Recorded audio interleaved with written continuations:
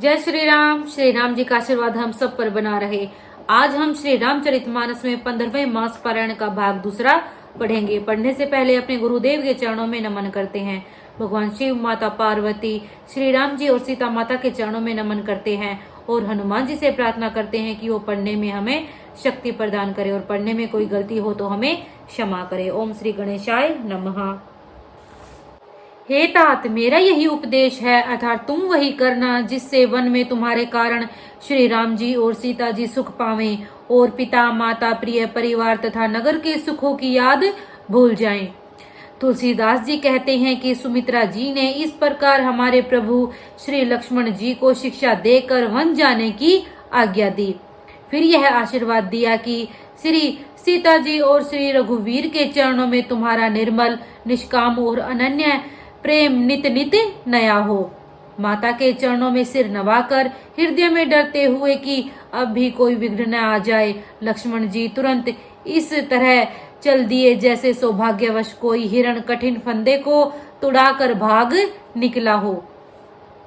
लक्ष्मण जी वहां गए जहां श्री जानकी नाथ जी थे और प्रिय का साथ पाकर बड़े ही प्रसन्न हुए।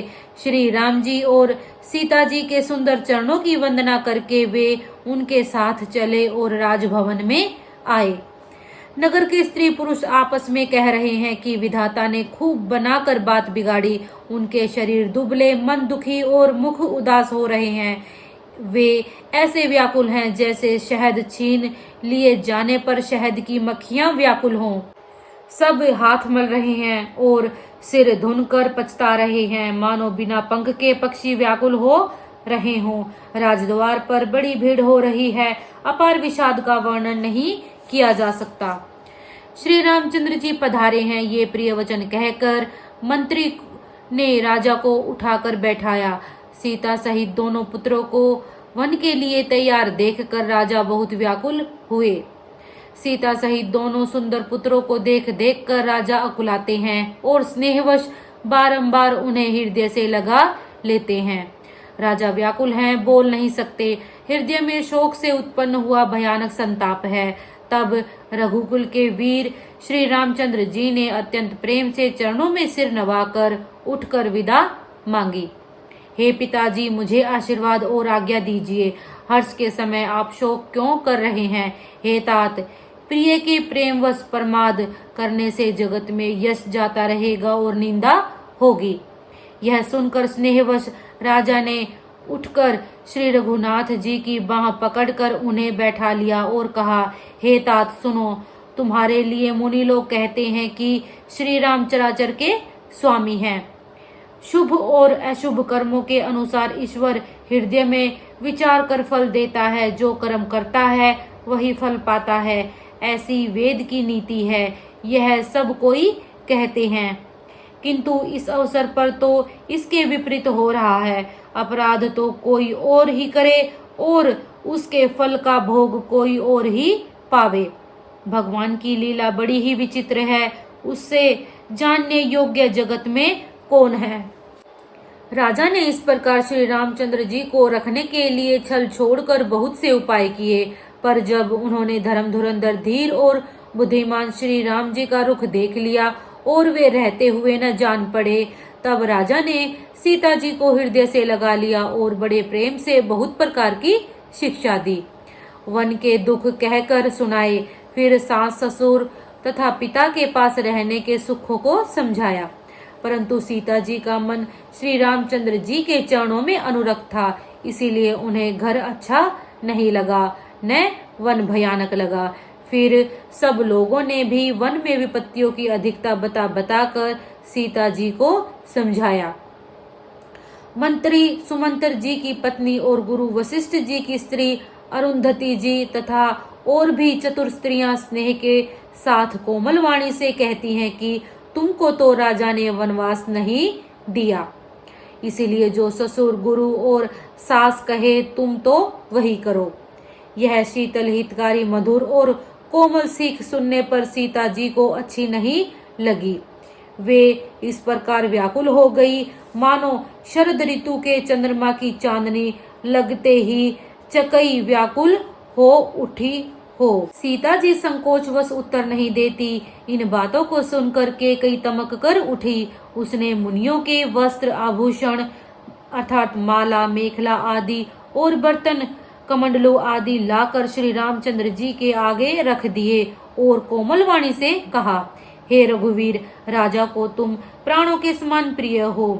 प्रेमवश दुर्बल हृदय के राजा शील और स्नेह नहीं छोड़ेंगे। पुण्य, सुंदर, यश और परलोक चाहे नष्ट हो जाए, पर तुम्हें वन जाने को कभी न कहेंगे। ऐसा विचार कर जो तुम्हें अच्छा लगे वही करो।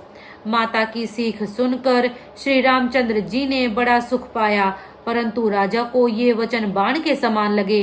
वे सोचने लगे, अब भी अभागे प्राण क्यों नहीं निकलते।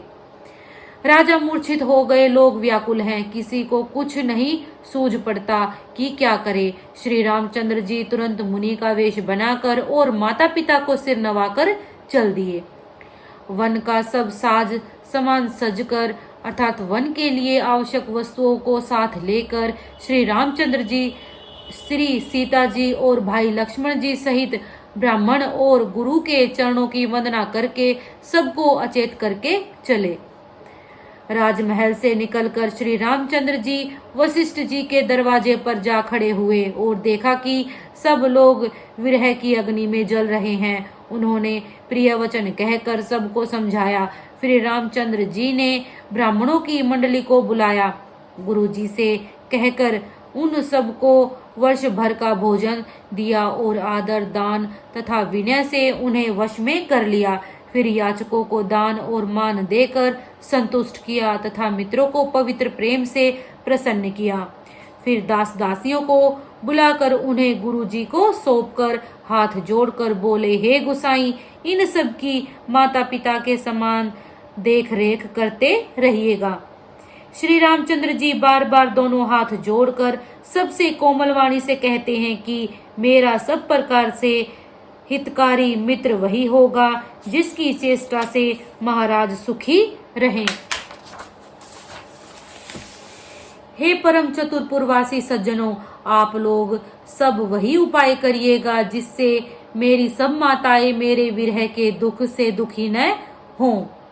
इस प्रकार श्री राम जी ने सबको समझाया और हर्षित होकर गुरु जी के चरण कमलों में सिर नवाया। फिर गणेश जी, पार्वती जी और कैलाशपति महादेव जी को मनाकर तथा आशीर्वाद पाकर श्री रघुनाथ जी चले। श्री राम जी के चलते ही बड़ा भारी विषाद हो गया। नगर में हाहाकार सुना नहीं जाता। अयोध्या में अत्यंत शोक छा गया और देव लोक में सब हर्ष और विषाद दोनों के वश में हो गए। हर्ष इस बात का था कि अब राक्षसों का नाश होगा और विषाद अयोध्या वासियों के शोक के कारण था। मूर्छा दूर हुई तब राजा जागे और सुमंत्र को बुलाकर ऐसा कहने लगे, श्री राम वन को चले गए पर मेरे प्राण नहीं जा रहे हैं। न जाने ये किस सुख के लिए शरीर में टिक रहे हैं। इससे अधिक बलवती और कौन सी अवस्था होगी जिस दुख को पाकर प्राण शरीर को छोड़ेंगे। फिर धीरज धरकर राजा ने कहा, हे सखा, तुम रथ लेकर श्री राम के साथ जाओ। अत्यंत सुकुमार दोनों कुमारों को और सुकुमारी जानकी को रथ में चढ़ाकर वन दिखलाकर 4 दिन के बाद लौट आना। यदि धैर्यवान दोनों भाई न लौटे, क्योंकि श्री रघुनाथ जी प्रण के सच्चे और दृढ़ता से नियम का पालन करने वाले हैं, तो तुम हाथ जोड़कर विनती करना कि हे प्रभु, जनक कुमारी सीता जी को तो लौटा दीजिए। जब सीता वन को देखकर डरे तब मौका पाकर मेरी यह सीख उनसे कहना कि तुम्हारे सास और ससुर ने ऐसा संदेश कहा है कि हे पुत्री, तुम लौट चलो, वन में बहुत क्लेश है। कभी पिता के घर, कभी ससुराल, जहां तुम्हारी इच्छा हो वहीं रहना। इस प्रकार तुम बहुत से उपाय करना। यदि सीता जी लौट आई तो मेरे प्राणों को सहारा हो जाएगा, नहीं तो अंत में मेरा मरण ही होगा। विधाता के विपरीत होने पर कुछ वश नहीं चलता। हाँ, राम, लक्ष्मण और सीता को लाकर दिखाओ। ऐसा कहकर राजा मूर्छित होकर पृथ्वी पर गिर पड़े। सुमंत्र जी राजा की आज्ञा पाकर सिर नवाकर और बहुत जल्दी रथ जुड़वाकर वहां गए जहां नगर के बाहर सीता जी सहित दोनों भाई थे। वहां पहुंचकर सुमंत्र ने राजा के वचन श्री रामचंद्र जी को सुनाए और विनती करके उनको रथ पर चढ़ाया। सीता जी सहित दोनों भाई रथ पर चढ़कर हृदय में अयोध्या को सिर नवाकर चले।